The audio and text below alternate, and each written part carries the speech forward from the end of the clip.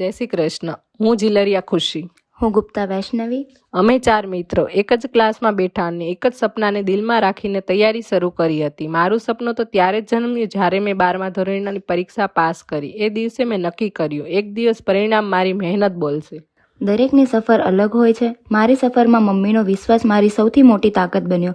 એ વિશ્વાસે જ મને દરેક મુશ્કેલીમાં આગળ ધપાવી. શરૂઆતમાં ડર હતો, કન્ફ્યુઝ હતું, થાકી જવાના વિચારો પણ આવ્યા, પણ પછી અમે યુવા ઉપનિષદ ફાઉન્ડેશન જોઈન કર્યું અને ત્યાંથી અમારી તૈયારીની સાચી દિશા મળી. યુવા ઉપનિષદની બુક્સ, ફેકલ્ટીઓનું સતત માર્ગદર્શન અને દરેક ક્લાસમાં મળતી પ્રેરણા અમને એક જ વાત સમજાવી, સપના શક્ય છે. આજે અમે 2 મિત્રો કોન્સ્ટેબલ પરીક્ષા પાસ કરી છે, પણ આ અંત નથી. આ તો એક સંદેશ છે કે જે રસ્તે તમે મહેનત કરો છો એ રસ્તો સાચો છે.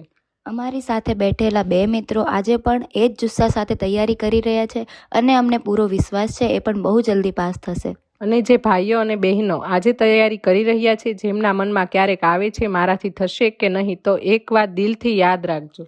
જો આજે તમે પ્રયત્નમાં છો તો કાલે તમે પરિણામમાં હશો. આજે તેઓ, કાલે અમે અને બહુ જલ્દી તમે. યુવા ઉપનિષદ ફાઉન્ડેશનનો નવો બેચ હવે લોન્ચ થઈ ગયો છે. જો સપનાને ખરેખર હકીકતમાં બદલવા છે તો હવે સમય ગુમાવશો નહીં. વિશ્વાસ રાખો, મહેનત કરતા રહો અને યાદ રાખજો, સફળતા હંમેશા ધીરજવાળાને મળે છે.